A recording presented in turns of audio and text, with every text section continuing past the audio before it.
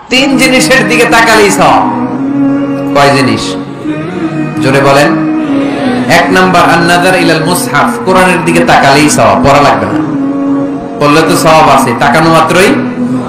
দুই নাম্বার আন-নাযার ইলা ওয়াজহিল ওয়ালিদাইন, মা বাবার চেহারা, মা বাবার খেদমত করলে তো সওয়াব আছেই, টাকা দিলে তো সওয়াব আছেই, কিন্তু মা বাবার চেহারার নজরের দিকে যদি রহমতের নজরে একবার তাকান, একটা কবুল হজ করলে যেই সওয়াব, ওই সওয়াব আমল নামাই দিবে কে? মা বাবা এমন জিনিস আমরা চিনলাম না।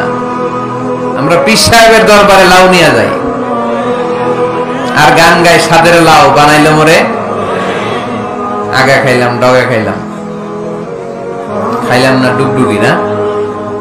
তো কই লাউ নিয়ে যান আপনি, কই হাদিয়া নিয়ে যান? আসল পীর সাহেব তো আপনার ঘরে। আপনার আব্বা সবচেয়ে বড় পীর সাহেব, আপনার আম্মা জান আপনার জন্য সবচেয়ে বড় পীর সাহেব।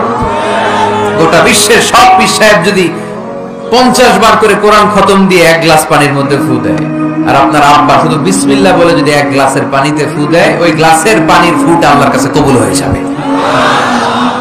এজন্য বিশ্বনবী বলতেন, জান্নাতু তাহতা আকদামি উম্মাহাতিকুম, ও দুনিয়ার মানুষেরা শোনো, দুনিয়ার পুরুষ মানুষদের পায়ের নিচে থাকে জুতা, জুতার নিচে থাকে বালু আর মাটি, আর দুনিয়ার বুকে এক একটা মায়ের পায়ের নিচে থাকে তার সন্তানদের জান্নাত।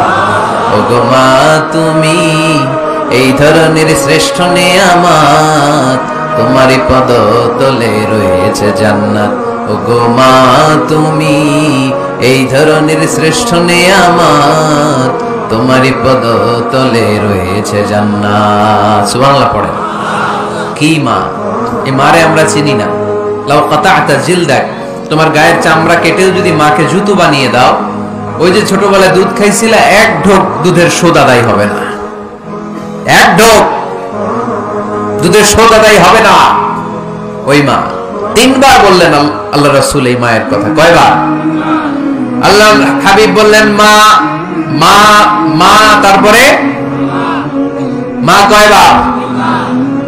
বাবা কয়বার?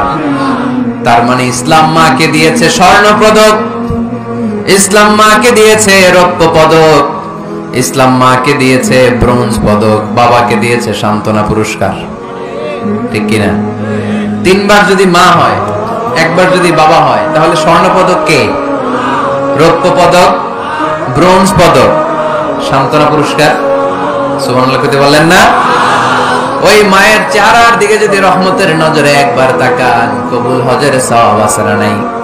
তাহলে 1 নাম্বার কোরআনের দিকে নজর করলে সওয়াব, 2 নাম্বার মা বাবার চেহারার দিকে নজর করলে সওয়াব, 3 নাম্বার আল্লাহর কাবা ঘরের গিলাফের দিকে যখন নজর করে তাকাবেন, 20টা রহমত নাজিল করবে কে?